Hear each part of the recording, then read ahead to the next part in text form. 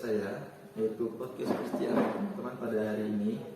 Namun kita akan membicarakan topik yang berbeda pada hari ini teman-teman, dari topik-topik yang kemarin. Nah, untuk hari ini teman-teman, topik kita adalah WOG, yaitu di mana WOG itu adalah World of Government. Nah, untuk membahas tentang WOG ini, saya tidak sendiri teman-teman, saya ditemani oleh Mas Ilham Widiatoro yang nanti menjelaskan apa sih segala WOG itu dan bagaimana nanti penjelasannya, nanti kita dengarkan langsung dari Mas Ilham. Nah, langsung aja kita ke topik teman-teman. Kita tanya aja nih, kita kupas tuntas tentang WOG ini dari Mas Ilham. Nah, Mas Ilham, menurut Mas Ilham sendiri apa sih yang Mas Ilham ketahui tentang WOG ini? Bisa jelaskan nggak, Mas? Bisa. Jadi WOG itu adalah merupakan pendekatan yang menekankan aspek kebersamaan dan menghilangkan sekat-sekat sektor yang selama ini terbangun.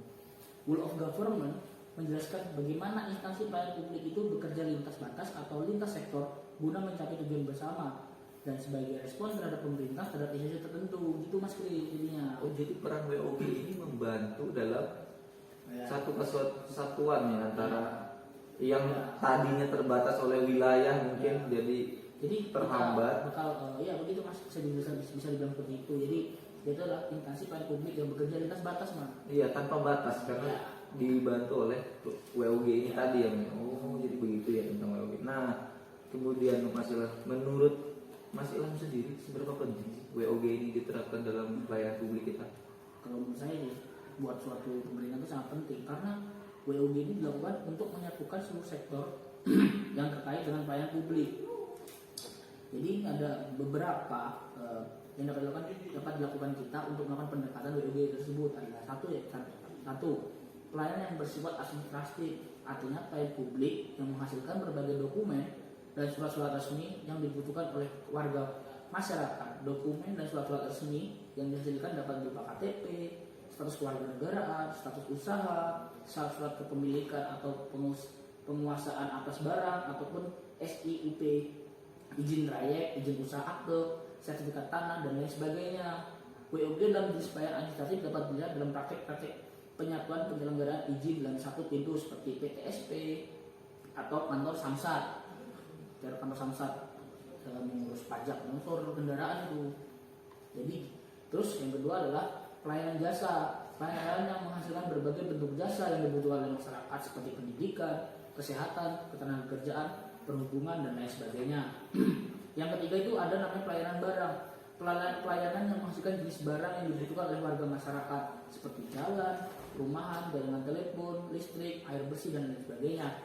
Pelayanan yang keempat pelayanan regulatif, artinya pelayanan melalui penegakan hukum dan peraturan perundang-undangan maupun kebijakan publik yang mengatur sendi-sendi kehidupan masyarakat. Jadi gitu Mas Kris. Oh, jadi WOG itu sendiri ternyata dekat dengan kita ya Mas ya? Seperti pengurusan pelayanan SIM itu salah satu contoh ya. Semua pelayanan WOG itu bisa kita rasakan Mas. Contohnya listrik, selama ini kan kita semua menggunakan listrik, pasangan listrik, rumah, cepat jalan. Oh, jadi kita itu langsung ya menerima apa yang namanya WOG itu. Bahkan kita sakit pun kalau pelayanan WOG itu ada Mas, ada namanya pelayanan jasa tadi, memberikan pelayanan kesehatan pada masyarakat. Gitu Mas Kris. Baru tahu saya ini Mas. Ya.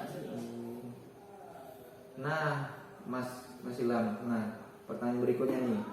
Jadi nih ada 4 pelayanan publik yang dapat dilakukan dengan pendekatan WOG.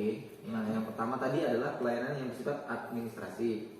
Nah, yang kedua ada pelayanan jasa, ketiga ada pelayanan barang, dan yang keempat ada pelayanan regulatif nih dari yang kita bahas tadi nih. Nah, sekarang jelaskan dong apa sih WOG dalam pelayanan integrasi dari yang keempat tadi. Jadi WOG itu dapat dilakukan dari sebatas koordinasi tanpa membawa dampak perubahan pada institusi atau kelembagaan.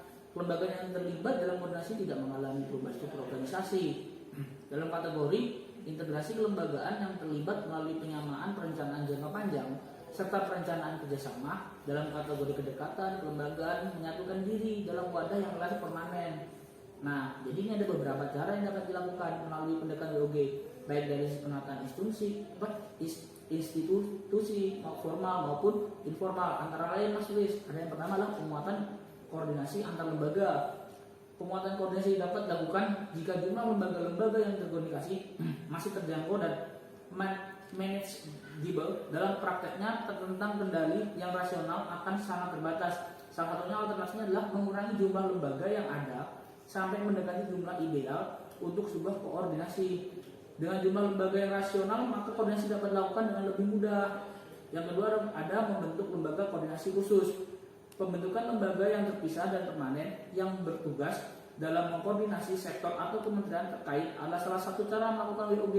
Lembaga koordinasi ini biasanya diberikan status kelembagaan setingkat lebih tinggi atau setidaknya setara dengan kelembagaan yang dikoordinasinya. Yang ketiga adalah membuat gugus tugas. Gugus tugas ini merupakan bentuk pelembagaan koordinasi yang dilakukan di luar struktur formal yang sifatnya tidak permanen. Pembentukan gugus tugas biasanya menjadi salah satu cara agar sumber daya yang terlibat dalam koordinasi tersebut dicabut sementara dari lingkungan formalnya untuk berkontribusi dalam proses koordinasi.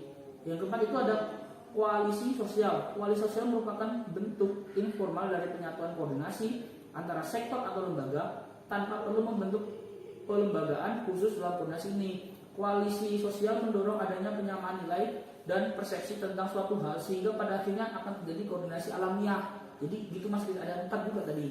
Oh jadi gitu Mas, jadi WOG ini sebenarnya itu adalah membantu dari sektor ke lembaga atau institusi yang berbeda dalam menjalankan pelayanan publik itu ya, biar lebih efisien dan efektif mungkin ya. Betul. Dalam mempermudah masyarakat untuk mendapatkan pelayanan publik yang lebih prima lagi mungkin.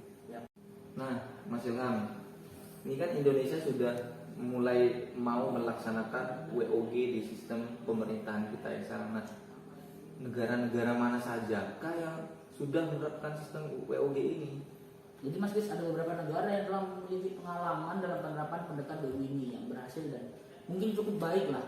Yang pertama adalah Inggris, salah satu pioner dalam memperkenalkan Joint Up Government yang berhasil memodernisasi proses-proses penyelenggaraan pemerintahan. Salah satu produk WOG yang telah dilakukan adalah WGA atau Whole of Government Account. WGA ini merupakan salah satu bentuk WOG yang dikembangkan oleh HM Treasury yang mengkonsolidasikan lebih dari 5.500 akun instansi di sektor publik guna mendorong transparansi, akuntabilitas menyeluruh. Dalam hal ini WGA memberikan kemudahan bagi publik atau pemangku kepentingan tertentu dalam mengakses laporan-laporan keuangan dan memahami posisi keuangan secara makro. Australia yang adalah negara kedua, melalui Australia Public Service Commission atau APSC mempromosikan WOG dalam mengintegrasi pemberian layanan kepada publik. Terdapat 3 jenis kegiatan WOG dalam Australia ini, yaitu WOG antara kementerian dan lembaga di tingkat pusat, WOG di antara level pemerintahan yang berbeda, WOG antar sektor publik, bisnis, non-profit, dan masyarakat. Peningkatan koordinasi dilakukan dengan mengurangi jumlah kelembagaan, membentuk Centrelink sebagai pusat koordinasi, dan memfungsikan Dewan Pemerintahan Australia, Council of Australian Government atau COAG, sebagai sebuah forum yang memutuskan prioritas-prioritas di tingkat nasional yang harus menjadi capaian dan target sektor-sektor. Membentukkan gugus tugas juga menandai upaya pemerintah Australia menyatukan dan mengefisiensi kelembagaan penyelenggaraan pemerintahan, serta koalisi sosial yang digagas oleh PM Howard guna menjembatani sektor publik dengan sektor bisnis, non-profit, dan masyarakat. Yang kemudian lah, sementara Amerika Serikat itu mendorong WOG dalam isu-isu keamanan nasional yang membentuk portal terpadu melalui www.usa.gov, dan kemudian negara terakhir adalah Malaysia juga mendorong WOG melalui promosi One Day Service, One Delivery, No Wrong Door, percepatan pemberian layanan menjadi ciri khas kemajuan pelayanan publik di Malaysia. Namun kebijakan No Wrong Door merupakan terobosan yang mewajibkan semua dewan kota untuk menerima dan menyelesaikan setiap keluhan masyarakat, walaupun keluhan tersebut tidak ditujukan ke instansi atau sektor yang benar. Jadi gitu Mas Kris. Oh, jadi sebenarnya Indonesia itu adalah mengadopsi dari negara-negara yang sudah berhasil tersebut, ya, betul, betul Mas Kris. Jadi sehingga diadopsi ke negara kita karena sudah ada keberhasilan di negara lain, sehingga diharapkan nanti pemerintahan atau layanan publik kita menjadi lebih efektif, efisien, dan itu lebih mudah kali ya. Ya, gitu Mas. Oh, jadi gitu teman-teman tentang pembahasan WOG kita pada hari ini. mungkin cukup sekian ya Mas ya, Ya. tentang pembahasan WOG kita kali ini. Semoga bermanfaat ya Mas ya. Oh ya, semoga bermanfaat juga bagi para penonton. Ya. Saya terima kasih Mas Ilham Terima kasih kembali, Mas telah Ilham. meluangkan waktu dalam Terima podcast kasih. saya pada hari ini seputar kita membahas tentang WOG. Ya, Terima Mas. kasih teman-teman. Mungkin ada beberapa kekurangan dalam penjelasan dari WOG, mungkin mohon dimaklumi kekurangannya. Saya sebagai host dari podcast ini mohon maaf kiranya apabila ada kekurangan, dan akhir kata saya tutup podcast ini dengan ucapan terima kasih teman-teman. Oke.